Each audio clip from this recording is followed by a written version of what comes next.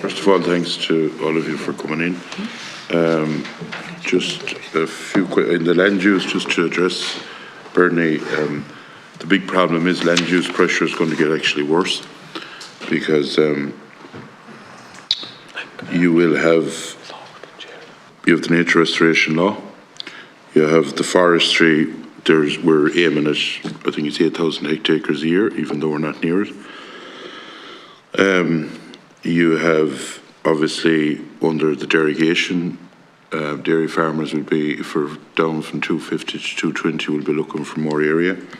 You have, obviously, tillage, you have solar farms, and you have, all the different things. So they're not making more land, so the pressure will get worse.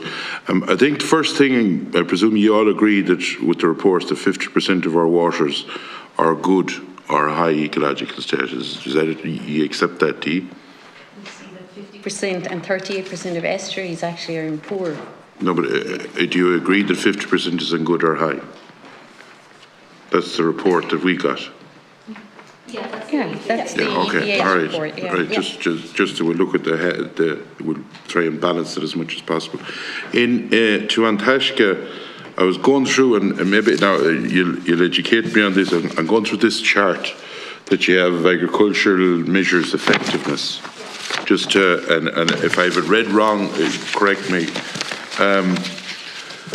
That ye were saying, and I think that you're all agreeing that less nitrogen on land is better. Would that be fair to say? Yeah. And then why is mixed species grasses that everyone is promoting? Am I reading it right that it's down as a low? For nitrate, yeah, because it fixes nitrogen from the atmosphere, and it's been shown by research to be almost as liable to leaching as artificial fertilizer. So mixed species grasses aren't a good thing, you're saying? They are. See, it depends what you're looking at. So they're a good thing because you're not importing synthetic fertilizer. You don't have the climate emissions from synthetic fertilizer. They're often better for cattle health because they're eating more diverse grass. So it depends what lens you're looking at. But purely from a nitrate perspective, no, they're not great for nitrate. Okay. Liming, which everyone would believe would actually reduce fertilizer if you have the pH right. Why is that not a good thing? Liming from my understanding, it's more effective for phosphate. It fixes phosphate, so it stops it being lost. So again, in areas of heavy soil, it'll probably lead to less runoff of phosphate, but it's not as effective for nitrate. Right. And how would soil testing be better than actually liming? Because soil testing only tells you how your soil, your pH, your soil is, your health soil. The soil testing, I think that's to see what the levels of N and P and K are. So you can determine then, if you're using your nutrient management plan, you can determine how much fertilizer or slurry to spread. Okay. This isn't my table. This is the water. In case you're wondering. I was just looking at the table, and I was afraid I was reading it wrong. When I was actually taken aback because all governments around Europe are promoting mixed species grasses. Yeah. And everyone was saying, even scientists were saying, this is a good thing. It is. It is from a certain but it's contradicting it here in the line of nitrogen. Yeah. Well, I guess my point is, things that are good for some things aren't necessarily good for all things. So it's just like, let's come at it from a place of honesty. So if you have farmers putting this in place and thinking they're doing great things for nitrate, like, they deserve to know that it's not going to do great things for nitrate. It is still a positive measure. But if you're only let's just look at it through this lens, if nitrate is your only interest, it's not going to be very effective. Deputy Flaherty said earlier on, what would your solution be? I didn't hear you coming out saying that the anaerobic digestion would be a solution. Would you agree with it? Do you want to comment on that, John? Certainly, there are some aspects of anaerobic digestion which are very positive. I think there's a lot of work needs to be done still on issues such as methane leakage, which is now emerging as an issue for anaerobic digesters. There's an issue also in terms of the land take, and the Deputy mentioned that land is going to become a dwindling commodity in the future. The current biomethane strategy is looking for 120,000 hectares of land to be used proposed for growing inputs for anaerobic digesters. That has implications in terms of how you grow that grass, whether that grass can grow in the absence of fertilization, for example. And there are issues related to the digestate. So I think, you know, it's an area which does need a bit more teasing out. I don't see it as the solution. What would your thoughts, John, be on, say, the anaerobic digestion, the slurry part of it? We've talked earlier on, and I do think that there was a statement made earlier that if you give people in irrigation a grant, you were saying it would intensify them more. If you're down at 220 in your nitrates, you cannot intensify because everything has gone on you. Do you understand me? You cannot go above a certain threshold, but as the people go between 170 and 220, that, you know, I think that they need to make sure that the slurry storage, you cannot intensify more, because if you're at 219, you're, you know, do you understand me? If you take my point. But back to you, John, on the anaerobic digesters. In the line of the slurry, there's two options. Obviously, the government, or Minister Ryan, never gave a feed-in tariff, which you need to make them viable, which they gave in the north. You would be able to, you have two options. Obviously, you can take the methane and make it into gas, if you want. I presume you'd agree that you'd be better doing that than bringing gas from halfway across the world, as we will always need a bit of gas. And the other part is, and this is where the problem is arising in anaerobic digestion, you have digestate, which is a liquid form, or to dry it, is that takes energy. And this is where you need the feed-in tariff. And I think until governments, like every day we're hearing about anaerobic digesters, but they're not going to be there unless they're viable.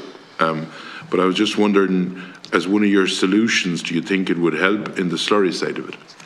I think the key to... I'm not talking about the land now, just the land, yeah. I'm not talking about growing more acres of grass to put into it. No, the key really with anaerobic digestion is the mix that you have between silage and slurry.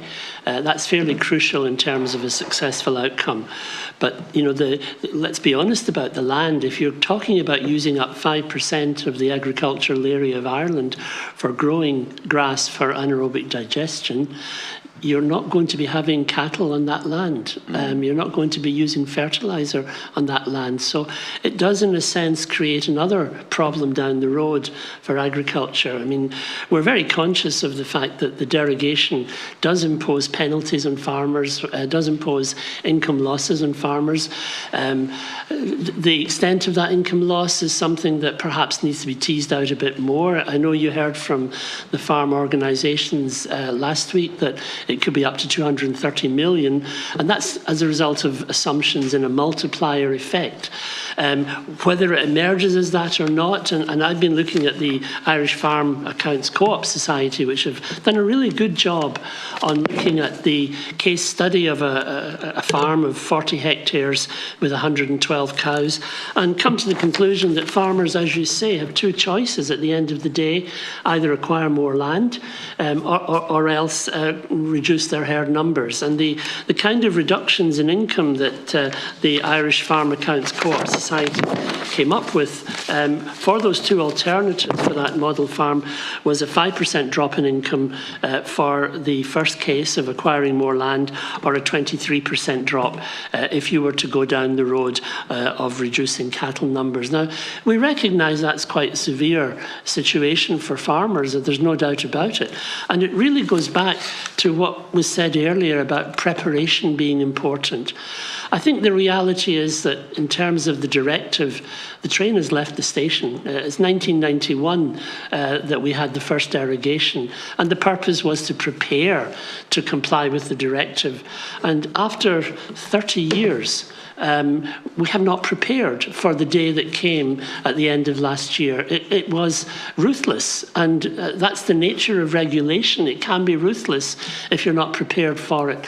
So I think it is imperative that we prepare for the potential loss of the derogation. We only have 4 countries in Europe left in derogation status. We have Denmark, We have Ireland, we have Flanders, and we have the Netherlands. And some of those are told that they're going to be out of derogation at the end of next year. So I think it's important that, you know, we look at the possibility of that worst case scenario and recognise that the Commission are probably not going to be generous to us in terms of a further derogation down the road. Okay. In relation to birdwatch, the bunting bird, I think the last sighting was the middle 90s in Mayo, is that right, Shona? Like the derogation came in 91, well the bunting, obviously the derogation wasn't responsible for the bunting bird, was it? No, I mean, no, that wasn't related to that. This is relating to birds associated with arable land is the point. Okay, and in relation to, say, you talked about different species, the likes of the hen harrier, a lot of measures has been put in for the hen harrier. What has happened? What has gone wrong? That I noticed that you said the young birds seems to be disappearing. What's the cause of that? So, I mean, I was here just to talk particularly about winter stubble and not really get into the whole topic of what's happening with hen harrier in general. Okay, sorry, can I come in just on one thing on that? Just that. And you believe a catch crop is important?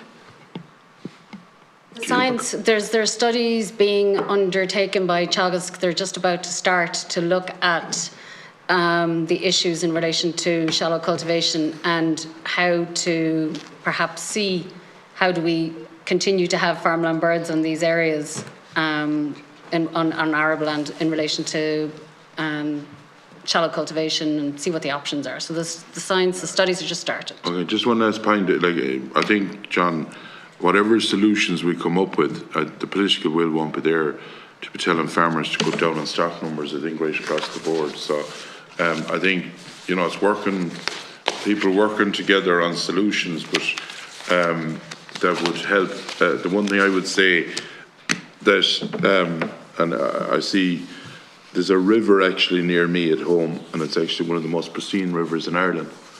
And there's no derogation. You can't get a derogation around it because it's coloured red, even though that is the most pristine in Ireland. Now that defies logic. You're blessed, actually, Deputy, because 40 years ago there was 500 of those watercourses around which were in pristine condition. You're one of the 20 that's left at this stage. So, but the only thing overall, 50% of our rivers are good or high standard. We have to admit that. But well, then that's what we're being told. So I think we need to look at the glass a bit half full. Thanks, Chair. You're more than welcome, Deputy. Senator.